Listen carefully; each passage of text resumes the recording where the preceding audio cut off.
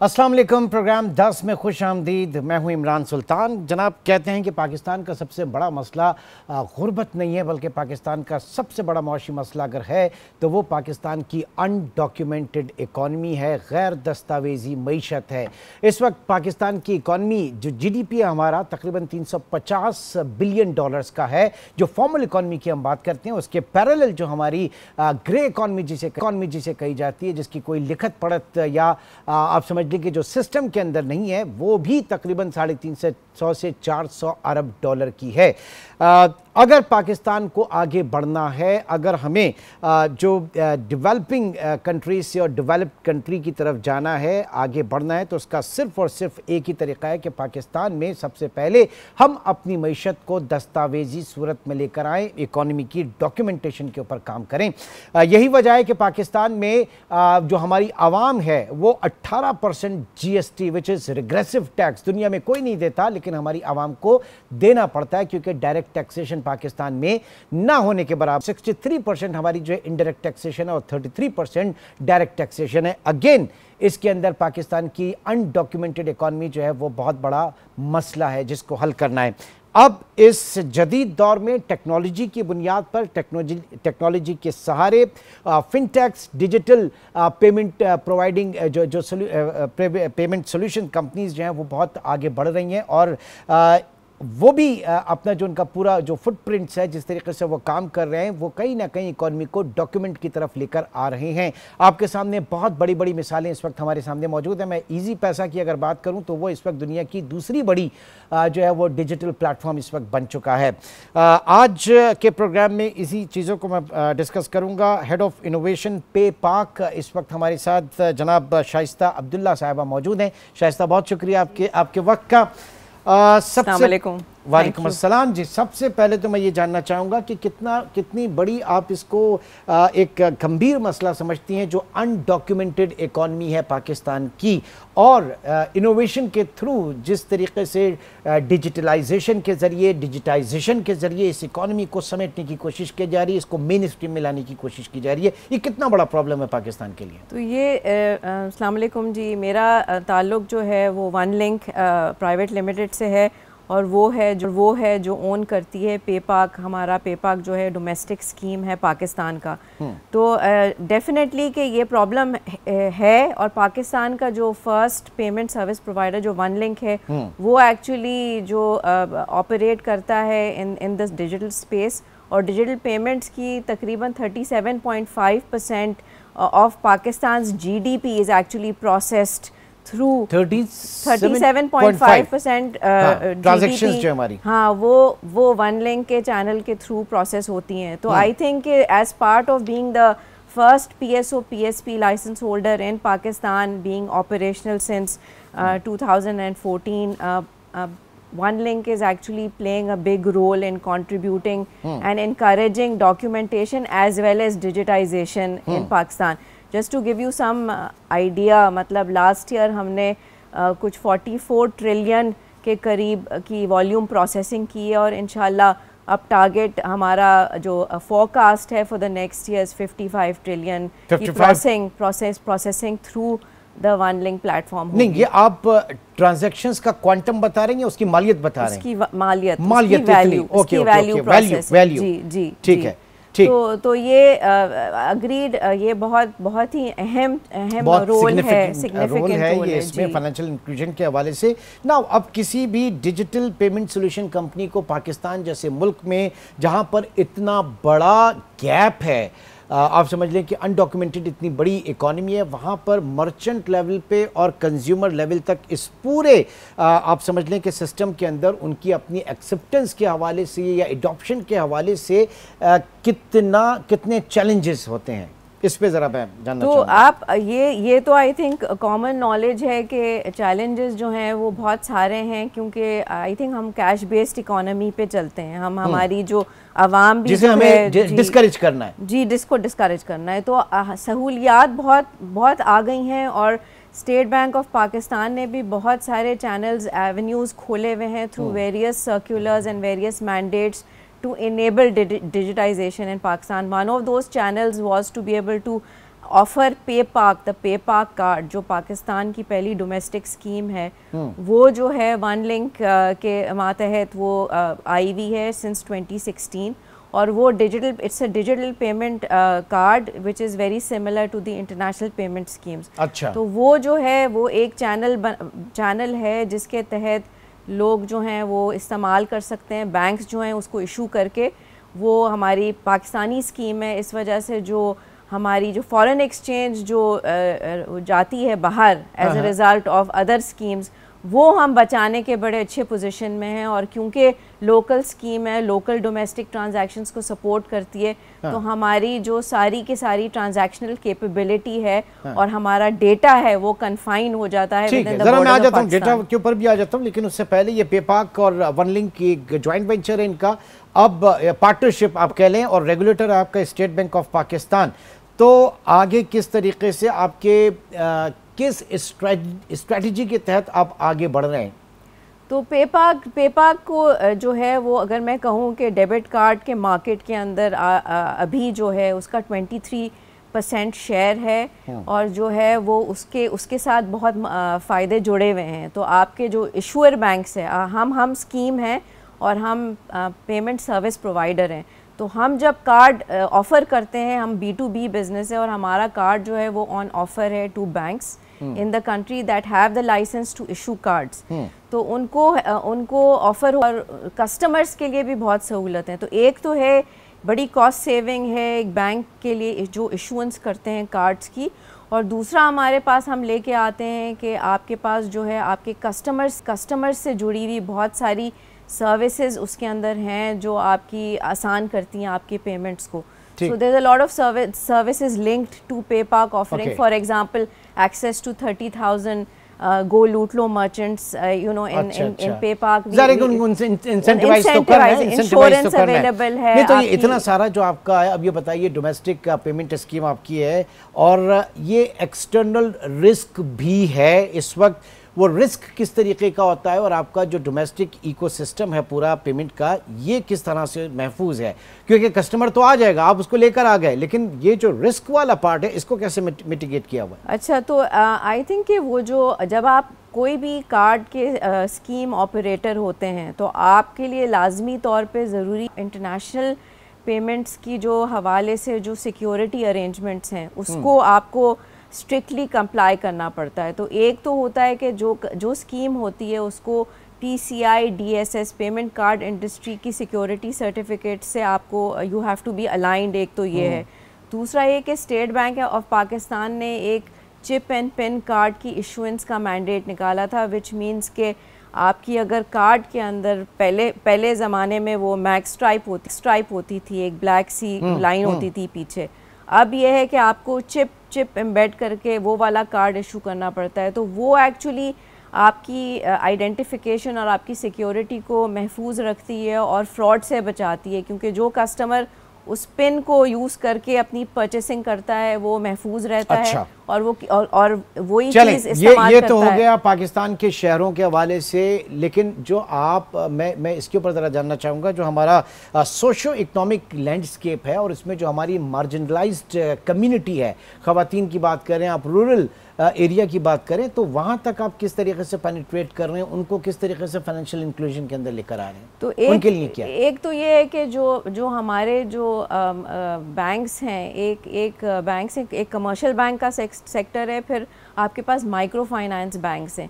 But unfortunately उनकी भी penetration इतनी नहीं है ना पाकिस्तान के अंदर। आप देखें कि कितने बैंक अकाउंट्स है, कितने लोगों का बैंकों तक एक्सेस है, बहुत ही कम है वो है। लेकिन मैं सिर्फ आपको एक्सेस टू मार्जिनलाइज्ड कम्युनिटी के बारे में बता रही हूँ। तो एक कॉन्डुएट और एक चैनल ये है कि जो माइक्रो फाइनेंस बैंक्स हैं वो उन सेगमेंट ऑफ पॉपुलेशन के करीब, काफ़ी करीब हैं।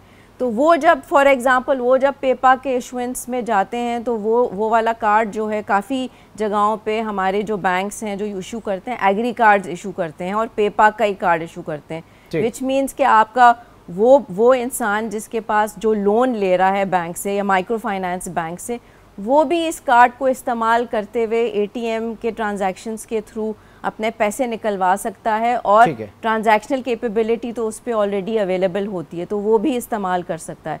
अभी एक नया आपने मैंडेट शायद सुना होगा, रास्त का एक मैंडेट आया, रास्त पर्सन टू मर्चेंट की ट्रांजैक्शंस भी इनेबल हुई हैं, जिससे रास्त की इनेबलमेंट होती है पीछे, आप सेटलमेंट होती है, जो स्टेट बैंक का मैंडेट है, लेकिन उसके अंदर भी वन लिंक एक रोल प्ले कर रहा है as an aggregator of aggregators. इसका मतलब है कि आप छोटे मर्चेंट्स को या जो मर्चेंट्स जो हैं वो अभी तक इनेबल नहीं हुए उनको आप फैसिलिटी पे यूज़ कर सकते हैं और QR कोड के ज़रिए से पेमेंट्स की सहूलत मुयस्सा कर सकते हैं, विच इज़ चलिए जी, बहुत शुक्रिया, thank you very much and all the best, क्योंकि काम जो है वो पाकिस्तान में पाकिस्तान की इकोनॉमी को डॉक्यूमेंट करने के लिए हो रहा है और जिद्दत के साथ, टेक्नोलॉजी के साथ। लेकिन बहुत सारी चीज़ें ऐसी भी हैं, दुनिया भर में फ्रॉड होते हैं, साइबर अटैक्स होते हैं। अच्छी बात यह है कि जो इंटरनेशनल कंप्लाइंस है उनका पाकिस्तान में इन चीज़ों में और ये कंपनीज जो हैं बड़ा ख्याल रख रही हैं।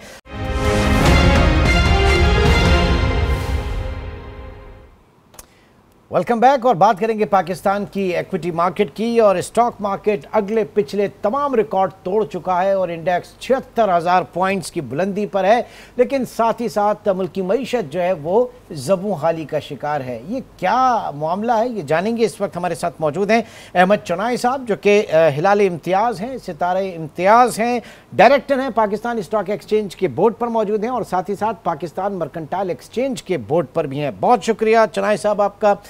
स्टॉक मार्केट ने अगले पिछले तमाम रिकॉर्ड तोड़ दिए और 76,000 का हिस्टोरिकल हाई, बहुत अच्छी बात है, सारी अच्छी चीज़ें, लेकिन आपकी इकॉनमी कहाँ रिफ्लेक्ट हो रही है या ये इकॉनमी को कहाँ रिफ्लेक्ट कर रहा है इसमें, ये बताइए ज़रा।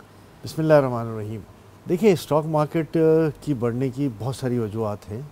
एक सबसे बड़ी वजह यह है कि लोगों को पाकिस्तान की इकनॉमी पर एक ट्रस्ट लेवल, कॉन्फिडेंस लेवल आ गया और उस ट्रस्ट लेवल, कॉन्फिडेंस लेवल के नतीजे में जो हमारा पी रेशो 2-3 के पी पे हमारे स्टॉक के प्राइसेस चल रहे थे, स्क्रिप्ट के प्राइसेस चल रहे थे, वो अब बढ़ के 4-5 के करीब आ गए हैं, जो ट्रेडिशनली 8-9 होने चाहिए थे। इंटरनेशनल स्टैंडर्ड्स 11-12 है। तो ये एक सबसे बड़ी वजह यह है कि जब ट्रस्ट लेवल और कॉन्फिडेंस लेवल इकनॉमी में आता है तो फिर पाकिस्तान स्टॉक एक्सचेंज में इन्वेस्टमेंट्स भी आते हैं।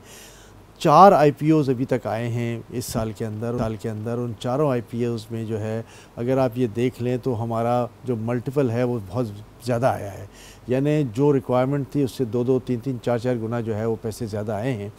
ये इस बात की गम्माज़ी कर रहा है कि पाकिस्तान में इस वक्त जो डेट सिक्योरिटी है वो सबसे अट्रैक्टिव इन्वेस्टमेंट है। 22-22.5% में भी आपको डेट सिक्योरिटीज़ में आपको रिटर्न मिल जाता है, 20% से लेकर। और इसके बावजूद अगर ये लोग स्टॉक मार्केट में जा रहे हैं तो फिर ये कॉन्फिडेंस लेवल है कि हाँ, वहाँ प्राइसेस बहुत नीचे हैं, अभी ऊपर जाने की बहुत गुंजाइश है और ये 20-22% तो फ़ौरन ही निकल जाएगा हमारा। ठीक है, आपने डेट सिक्योरिटीज़ की मार्केट की बात की, डेट मार्केट की बात की, और इस वक्त हम देख रहे हैं कि बैंक्स जो हैं वो उनकी जो ह्यूज इन्वेस्टमेंट है गवर्नमेंट पेपर्स के अंदर है, डेट मार्केट के अंदर है।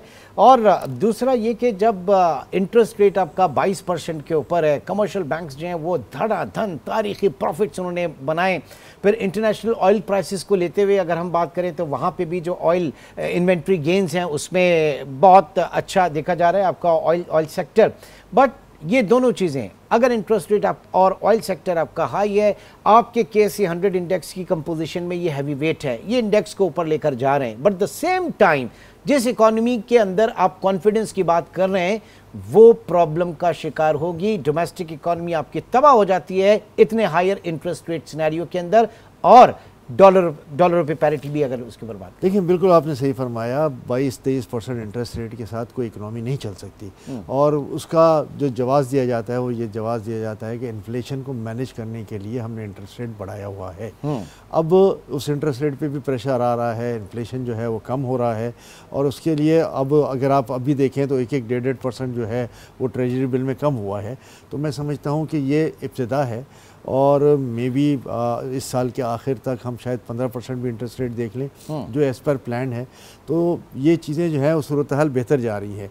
देखिए, जब पाकिस्तान की इकनॉमी की बात कर रहे हैं और आप ये कह रहे हैं कि इकनॉमी ज़बो-हाली का शिकार है, तो मुझे 2 चीज़ें आप बताइए।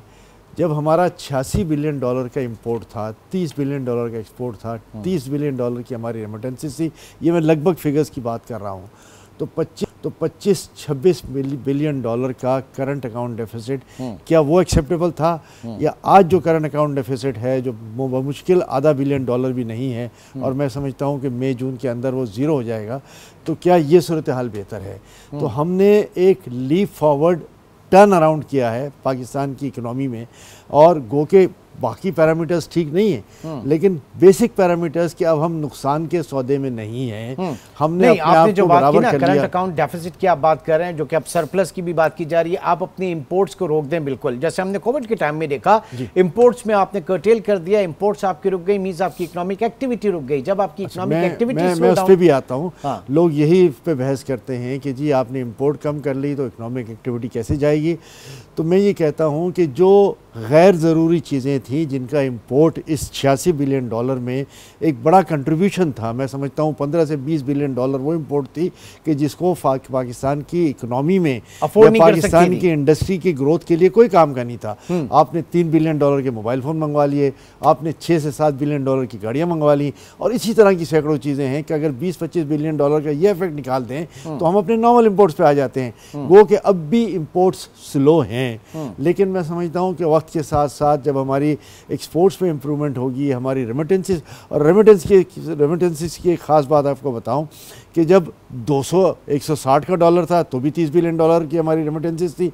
आज अगर हमारा 280 का डॉलर हो गया है तो भी हमारी तकरीबन 30 बिलियन डॉलर की रेमिटेंसेस है। इसका मतलब ये है कि लोग पैसे भेज रहे हैं, और लोग पैसे भेजने में जो है वो पाकिस्तान को चाहिए। लोग तो पैसे भेजेंगे ना, अगर अब्रॉड कोई है और उसकी पाकिस्तान में फैमिली है तो डॉलर आप 500 का भी कर दें भाई, उसको तो भेजना पड़ेगा ना। मेरे कहने का मकसद ये है कि डॉलर इन डॉलर टर्म्स अगर आप देखें तो डॉलर टर्म्स में अब ज़्यादा पैसे आ रहे हैं, क्योंकि यहाँ डबल अब रियलाइजेशन मिल रहा है, 140 की जगह 280 मिल रहा है।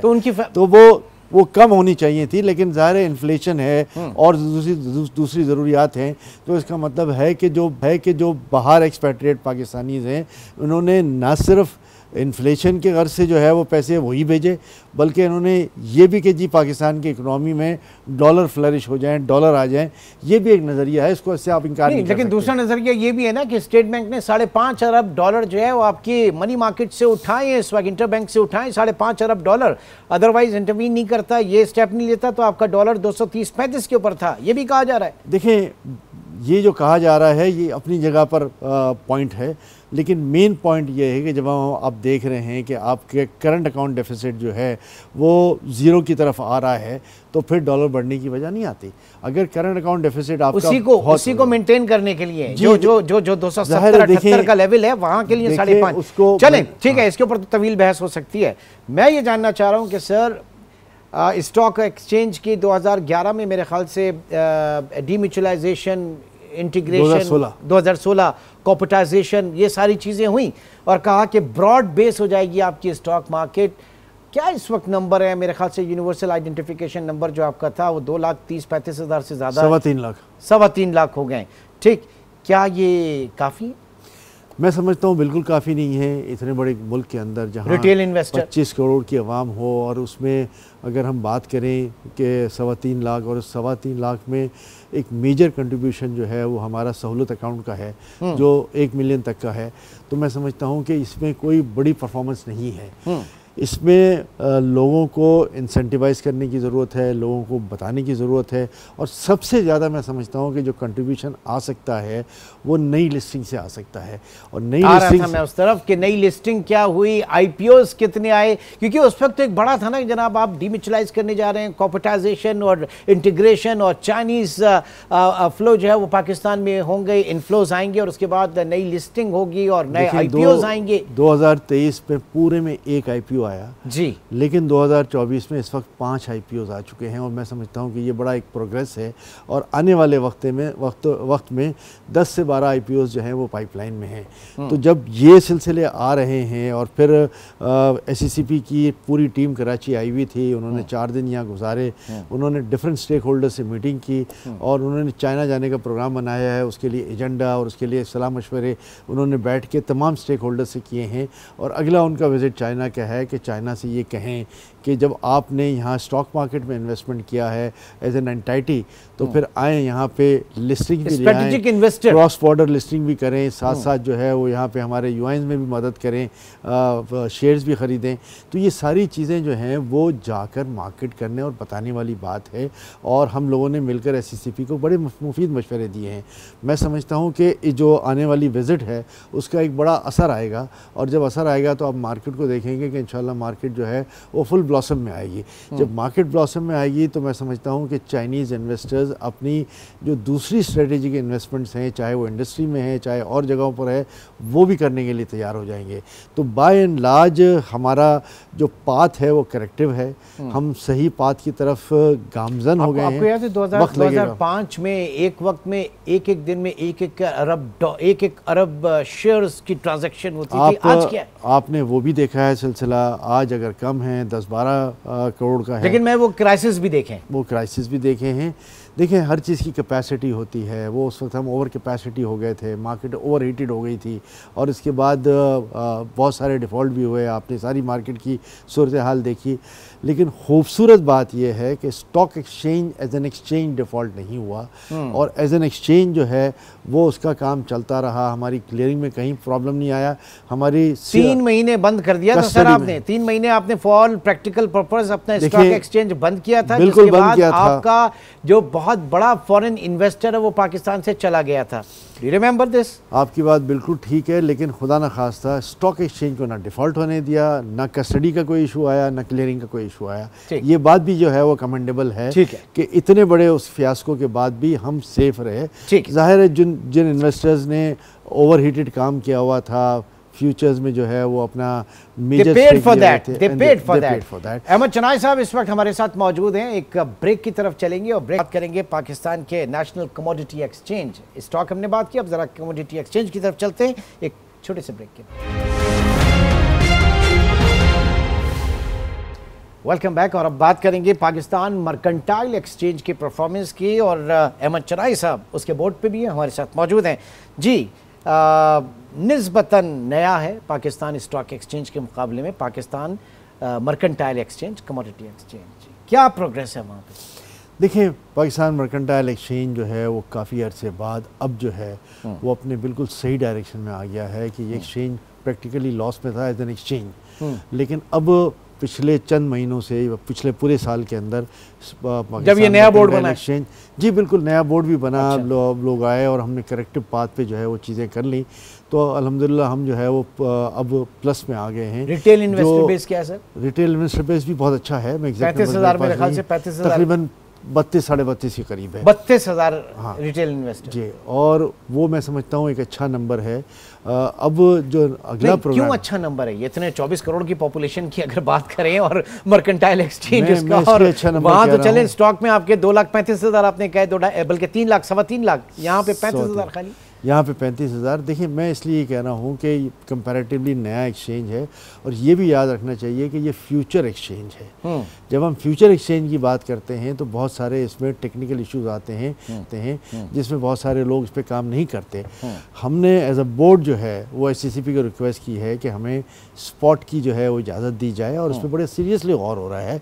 और जाहिर है उसमें जो लीगल हिच हैं कि एज अ फ्यूचर एक्सचेंज जब ये आता है तो उसको कैसे as a spot exchange allow किया जाए, तो उस पे जो है वो एक बहस चल रही है। ठीक है, लेकिन मेरा बड़ा मोटा सा सवाल है, मोटा मैं पूछूंगा भाई, ये ज़रा बता दें कि oil prices, international oil prices अभी होवरिंग अराउंड $75-78 पर बैरल, 100 पे भी चली जाती हैं, 100 पे चली जाती हैं, हमारी चीखें निकल जाती हैं। इवन अभी भी हमारी हालत ख़राब है।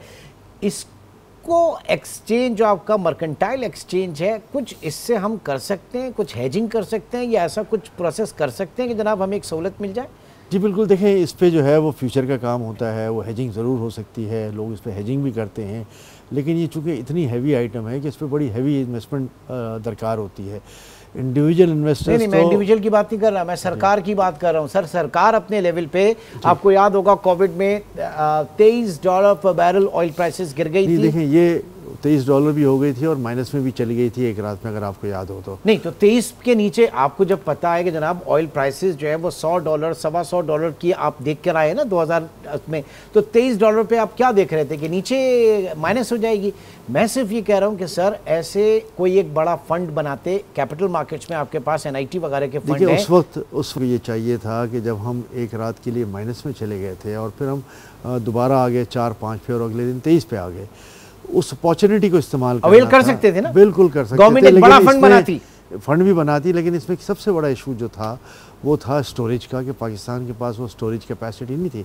हम हेजिंग करके माल तो ले लेते नहीं, लेकिन दुनिया जो कर रही थी क्या वो आपके फिजिकल डिलीवरी ले रही थी? दुनिया ने तो ऐसे भी किया ना कि ऑयल वेसल्स के अंदर समंदर में भी स्टोर किया। चले आप कैपिटल मार्केट में जाके हेज कर देते, आप कोई पोजीशन ले लेते, हम पोजीशन ले लेते तो हमें कहीं ना कहीं उस पोजीशन को या तो सौदा काटना पड़ता या डिलीवरी लेनी पड़ती। तो अगर डिलीवरी हम लेते तो हम उसको स्टोर कहाँ करते? तो पूरी दुनिया में जो काम हो रहा है सब डिलीवरी लेते हैं जी। देखिए पूरी दुनिया में जो काम होता है मर्केंटाइल एक्सचेंज, आज आप मर्केंटाइल एक्सचेंज में क्या कमोडिटीज में आप गंदम भी कर रहे होंगे, वीट कर रहे होंगे, शुगर कर रहे हैं, ऑयल भी कर रहे हैं, तो ऑयल भी कर रहे हैं। लेकिन ये आपके क्लाइंट जो है वो ऑयल खरीद के बैठ जाते हैं, वहाँ पे फिजिकल डिलीवरी लेते हैं? नहीं, वो फ्यूचर की डिलीवरी लेते हैं, लेकिन वो क्वांटिटी इतनी होती है कि या तो वक्त आने पे वो उसको काट देते हैं या आगे रोल ओवर कर लेते हैं। ठीक है, यहाँ पोजीशन डिफरेंट है। जब आप नेशनल के लिए बात कर रहे हैं तो you are looking for a huge quantity. अब उस ह्यूज क्वांटिटी को आइदर आप उस सौदे को रोल ओवर करते या फिर आप उस सौदे को जो है वो उठा लेते। जब उठा ले तो पाकिस्तान में बहुत ही थोड़ी कैपेसिटी स्टोरेज उठा के किसी को बेच देते, किसी को और बेच सकते थे। ये तो अब उस वक्त की गवर्नमेंट की विजडम होने को तो कुछ भी हो सकता है सर। वो उस वक्त की गवर्नमेंट की विजडम थी। हमें जब अब गवर्नमेंट की क्या विजडम है? अब आप लोगों की क्या विजडम है ये बताइए। अब तो आपके पास कोई पैसे नहीं है कि आप खरीदें अव्वल तो।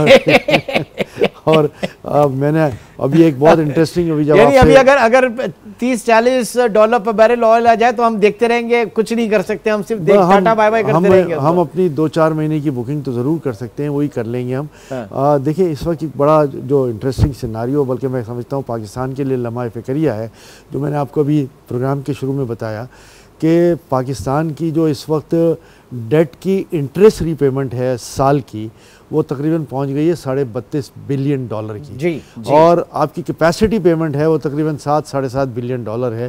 तो तकरीबन आप $40 बिलियन जो है वो इंटरेस्ट और कैपेसिटी पेमेंट में जो है वो अगले साल की आपको ये कैपेसिटी आप इनके IPPs की बात कर रहे हैं जी? मैं IPPs की तो बात उसमें भी 68% जो है वो हमारे अपने सियासतदानों की, आपको पता होना चाहिए। 68% जो है हमारे पॉलिटिकल एलीट्स की है, जिनको हम सॉवरेन गारंटी में डॉलर्स पे करते हैं। बिल्कुल, आपने डॉलर में किया हुआ है। एक अच्छा काम ये हुआ है कि आपने उस डॉलर को 160 पे रोक दिया है।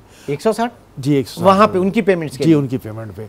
और जाहिर है, और फिर वो जो सौदे हैं वो 4 सेंट से लेकर 24 सेंट तक के हैं। और 4 सेंट तो सोलर के हैं, 8 सेंट में भी हैं, 12-14 में बहुत सारे हैं, फिर 19 में हैं, फिर 24 में हैं। मैं समझता हूँ पाकिस्तान के साथ इससे बड़ी ज़्यादती कोई भी नहीं है। आज हम कुछ बिजनेसमैन बैठे हुए थे और उस पर बात कर रहे थे। हम ये समझते हैं कि वो हमारे फेलो बिजनेसमैन ही हैं जो हमारे साथ हैं, जो 68-70% ओन करते हैं। आज वक्त आ गया है कि हम सब उठ खड़े हों उनके ख़िलाफ़ कि ₹27 अगर आप कैपेसिटी पेमेंट कर रहे हैं तो फिर आपकी इंडस्ट्री नहीं चल सकती। ठीक है, तो आप ही के अंदर से आवाज़ निकले ना, फिर आपकी जो बिजनेस कम्युनिटी है वही ज़रा खड़ी हो, फिर देखें कितना दम है। बिल्कुल, हमारी बिजनेस कम्युनिटी जो है वो इस बात पर अब मुत्तफिक है। हमने आपस में ये भी सोचा कि ये तो हमारे ही भाई हैं जिनको ये कैपेसिटी पेमेंट जा रही है या जो जिनके IPPs हैं, तो सब ने एक ज़बान होकर कहा कि आज हमें पाकिस्तान को देखना है। आज हमें अपनी फेलोज़ की दोस्तियों को नहीं देखना, उनके साथ रिश्तेदारियों को नहीं देखना, उनके साथ हमारे कारोबारी मामलात को नहीं देखना। सिर्फ़ और सिर्फ हमने पाकिस्तान के मफाद की बात करनी है और किसी तरह उनके खिलाफ खड़े होना है। ये आवाज़ जो है आपकी मुख्तलिफ फोरम्स तक जाए और आपके चेम्बर्स, एसोसिएशन, फेडरेशन और अल्टीमेटली जुडिशरी वगैरह जो है वो वहाँ पे भी इन चीज़ों को देखा जाए कोई। चलिए जी, बहुत बहुत शुक्रिया। हमारे साथ मौजूद थे जनाब नाई साहब। और पाकिस्तान की कैपिटल मार्केट, पाकिस्तान में इस वक्त क्या हो रहा है और ये कौन सा कॉन्फिडेंस है जो ऑल टाइम हाई पे इंडेक्स इस वक्त मौजूद है और ये किस हद तक हमारी इकॉनमी के अंदर रिफ्लेक्ट कर रहा है, ये सारी बातें हमने इस वक्त जानी। इंशाल्लाह आपसे फिर मुलाकात होगी। अपना बहुत ख्याल रखिएगा। अल्लाह।